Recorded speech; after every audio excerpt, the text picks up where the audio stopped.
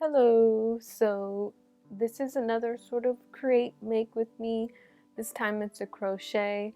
I really wanted to make my cat Xena her own little cat sort of, not bed, I forget what it's called, like it's a little cat cave.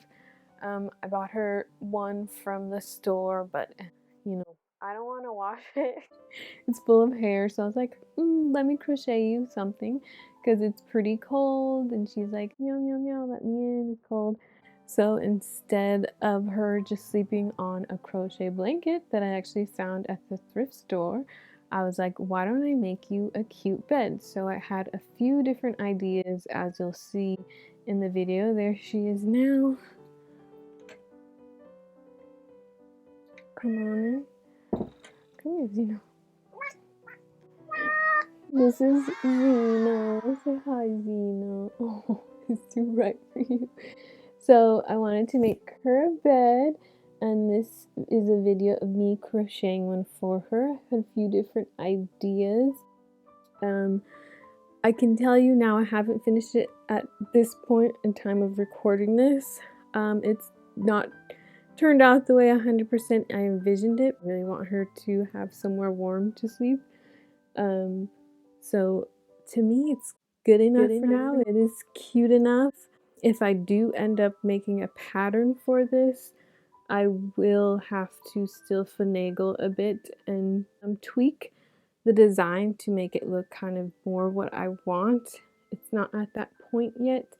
So there are some options, or you can wait to see if I end up making the pattern. But anyway, here's Xena. Say bye. Thank you for watching and enjoy. So I started off by doing a couple sketches. I had a few different ideas. One was a little mushroom. Another was just like a more simple design. And then the last one that I really wanted to do also was like a fairy cottage. And I actually ended up kind of blending the fairy cottage with the mushroom in the end.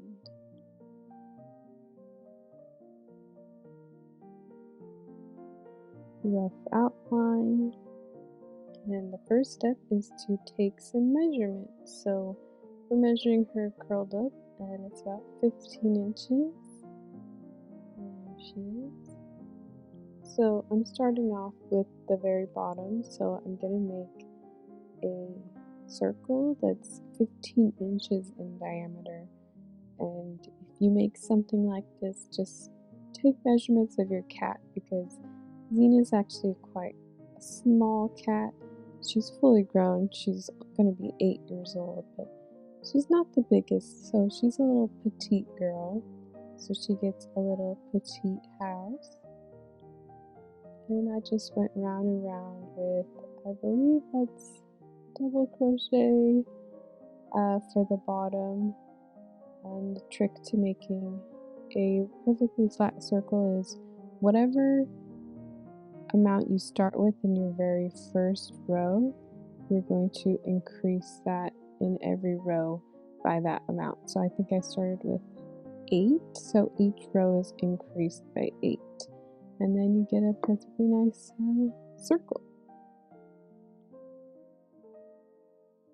Here's the finished bottom, 15 inches in diameter. So my next step was to make the actual body of the cat cave, and I had the idea to kind of trace out the measurements onto craft paper and just kind of crochet in that shape, but it didn't end up working that way. You'll see. I made the pattern and I was like, I don't know how to map. So I just did it another way that you'll see in a sec.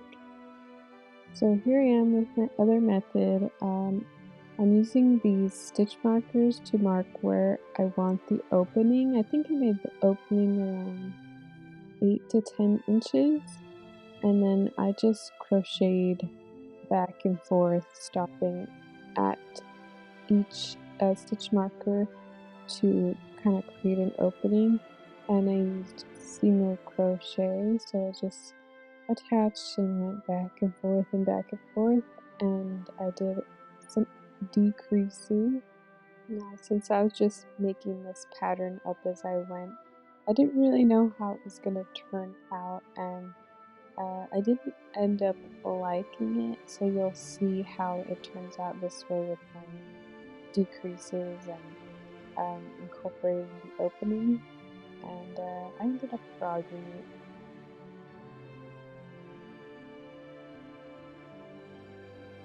As you can see here, it kind of made two little boobies on the top, and I didn't really like that, so I was like, ooh, let's redo this. So I ended up frogging it more than halfway. So here I am, frogging away. You know, it's what happens when you crochet, and this is to the point where I stopped, where I thought I could salvage it.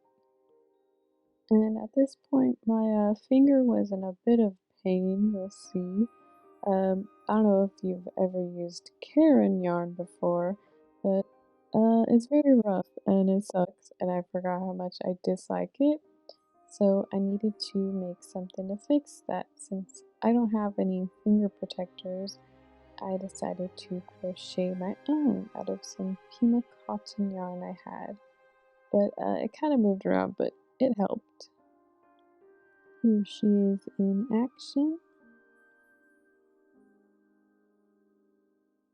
This is my second attempt. Not 100% what I wanted, but you know what? It was good enough.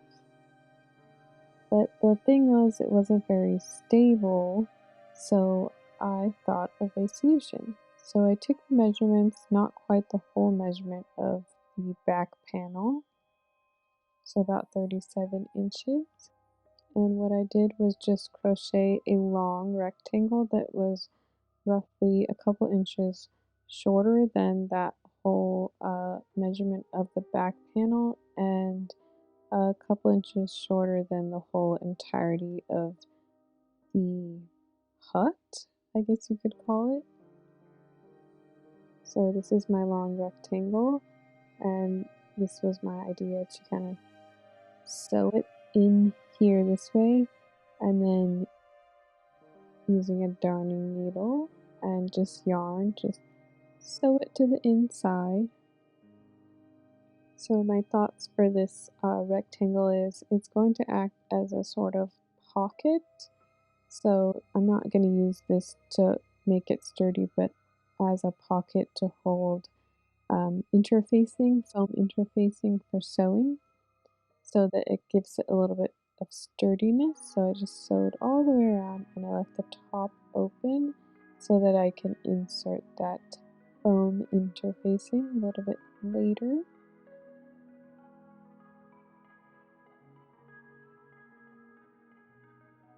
And this is what I used. Everything I used I already had on hand. I got this at Joann's, just with all the rest of the interfacing in the sewing section. So I just cut up a piece a little bit smaller than my pocket, shoved that in there, and I tied a few spots. I ended up, I think, sewing that shut actually later because it was too flappy. But then my next problem was this opening, still not sturdy. The back was sturdier, extra warmth with the interfacing, so I used this. Some wire for jewelry making, I think. I had this in my stash, and some wire cutters. So I made a rough outline of the opening so that I knew how much wire to cut, and then I shaped it a little bit better and connected it at the end point so that it's one solid piece, and then I crocheted around that. And now that it's shaped well, time to crochet. So what I did was I just tied on and did a whole border of single crochet around the entire wire.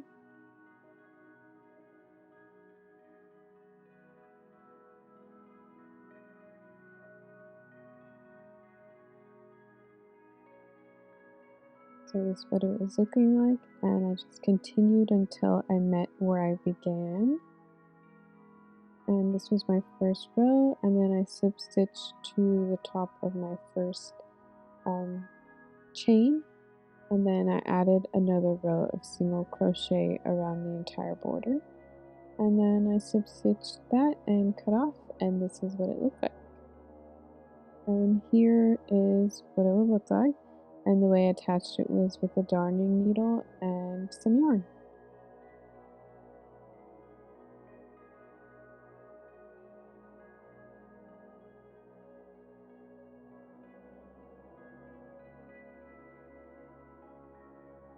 And here it is attached, looking much more sturdy.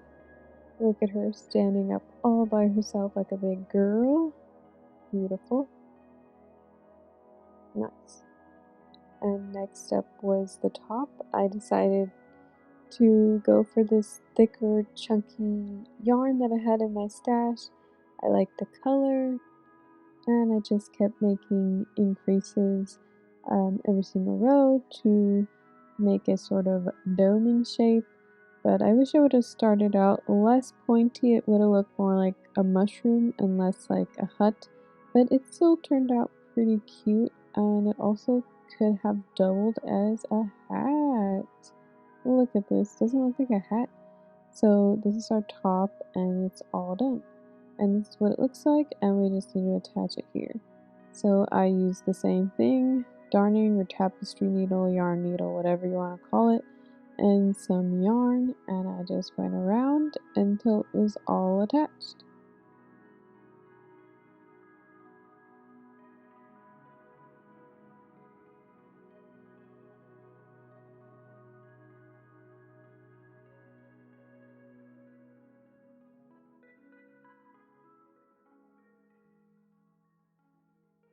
And of course, we had to make Xena, the warrior princess, her own pillow.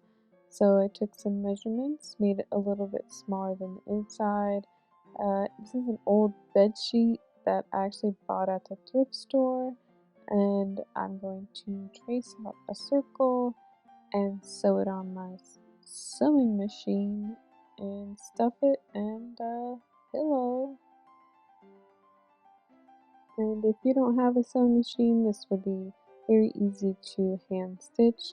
You just use a simple straight stitch, but make sure to leave a little opening so you can flip it inside out and stuff it. And here we are flipping that B inside out, and then we're going to stuff it with some stuffing. And here I am doing what I just said, stuffing a pillow.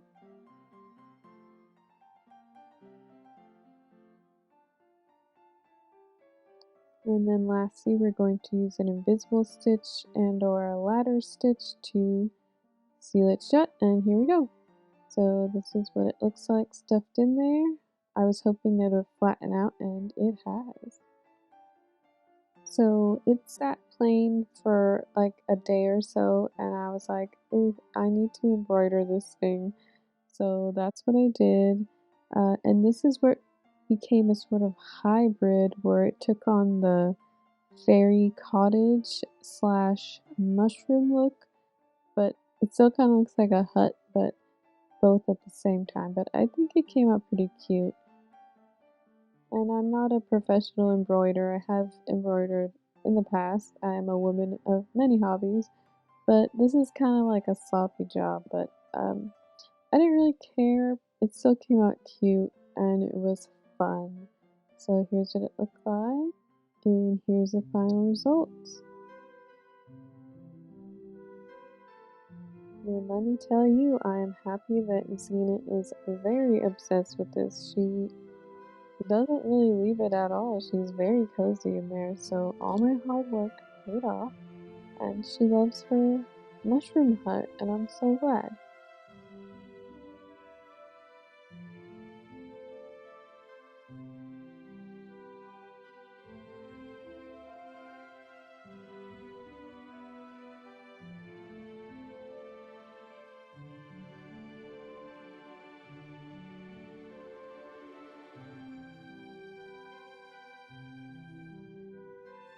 And remember, folks, allow yourself to dream big and create with your hearts. Thanks for watching. Bye.